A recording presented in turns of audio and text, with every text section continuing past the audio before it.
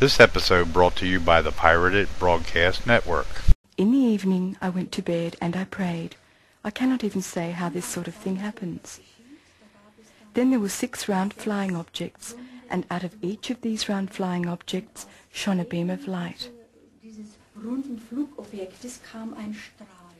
In that moment the beam of light intensified and I was afraid. My fear was so strong that I was paralyzed, but at the same time I also felt bliss.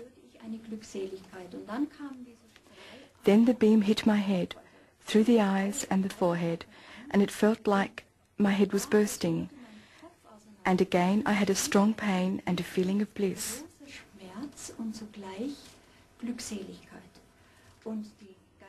And the spiritual realization, that is, a real transmission, a communication, an understanding, we are energy, and if you hold as much energy as we do, we will come and take you from the earth. There is only one possibility, love. I always sleep naked in bed, if you do not mind me saying so. The temperature was -15 degrees. I went outside onto the balcony and I was pulled up into the starry sky. I did not feel a cold, nothing. My husband pulled me back into the room. For 3 days I was supposed to ski, but I was like paralyzed, like totally absent. I could not think, feel, wish for, want anything else but this message which I had been given. And as I said, at the time, I had neither read nor heard anything about UFOs. Later, when I had moved to solar, I had a further experience.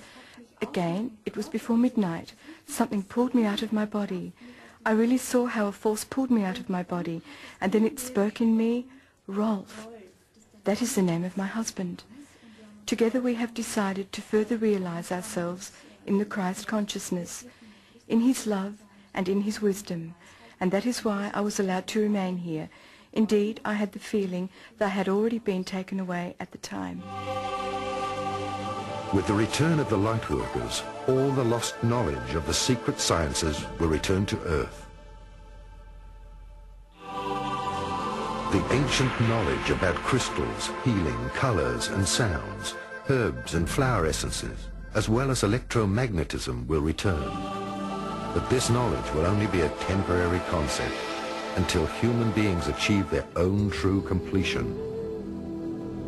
Different seeds of stars choose a much more difficult path.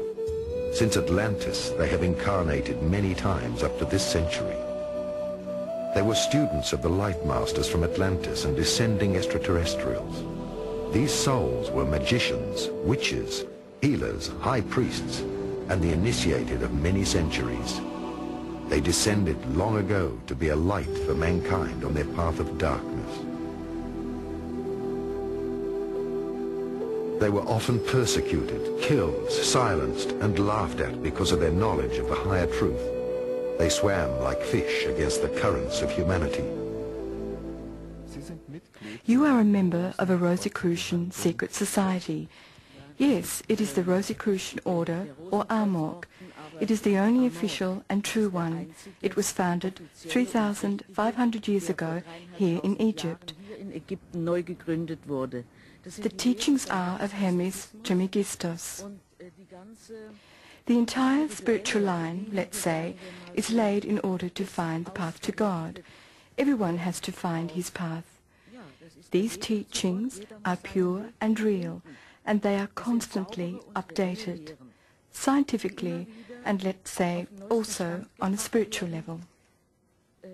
Wissenschaftlich und auch, sagen wir, spirituell. Do you see a relationship between the contact to extraterrestrials and your religious coalition? Not directly. I think that if all human beings have a straight path to God, all this will fall into place. I do not think that human beings can determine it themselves. Somehow they are chosen. Could it be that the extraterrestrials are observing certain people or souls here on this planet, and that they are then chosen as messengers or contact people in order to bring the message to the world? Yes, they have confirmed this to me. They are observing. Then they choose people and give them instructions. Even during this century, great thinkers using holistic techniques, such as Nikola Tesla, Wilhelm Reich, Victor Schauberger, and many others have been persecuted and silenced by the lodges because of their inventions using free energy. The first group of these seeds of stars were wounded many times during their battle to slowly raise mankind out of its spiritual darkness. The first seeds were of great help during the first phase of ascension, bringing breakthroughs in the thinking of humanity. They were the geniuses of this century. Well, yes, the technical information that was given to me in early life is coming out now, and they said it would come out over the years as time went by. And I'm working on a portable AC/DC power pack, which would be good for all the people. Have plenty of electricity, no problems, and also a large one for a home, 15,000 watt power pack, which would power a home, air conditioning and everything. Also an electric car. We're working on that, and we expect to see some engineers in the near future which will carry a car from one point to another, 3,000 miles without a recharge. Most cars nowadays only have 100 miles, and we plan to put it in a Chrysler or similar minivan for a family to go from one point to another. And also, my favorite goal is to build a 40-foot electrocraft, electrodynamic propulsion, no gasoline and no jet fuel. But the people who give us the electric or the fuel and the gasoline and oil won't lose anything, because it will take even more jobs to create this craft, the parts that are needed on this craft. And people would even get richer. The oil men would even get richer with this product. So there's no problem there of destroying what is already here. We're just going into something which is better and will not pollute the earth. There's no pollution. After, not too long a time, they will come down and they will all see us all. And we're expecting that. But we have to raise our consciousness to the point where they are not coming down and talking to savages. They want to talk to good people that don't kill each other. Then they will come down and we can join them in peace and harmony. Today, all of them are incarnating for the last time to accompany mankind on its last phase of ascension. They were prepared for this time during many previous lifetimes in order to help all people to become masters themselves. The time has come for you to wake up to the fact that you, by your own choice, will serve mankind.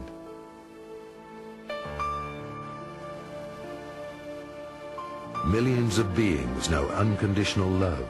Thus they will raise vibrations simply by their presence, so that the purification process will start, and spiritually, no stone will be left unturned.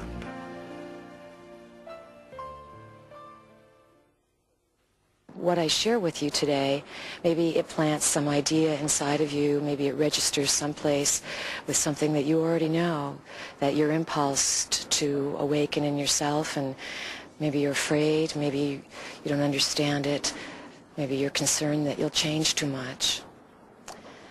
I believe in change, and I believe that the survival of the species and the transformation of the planet involves tremendous change. The message that the Pleiadians give is one of understanding the isolation that the human species has been locked within. They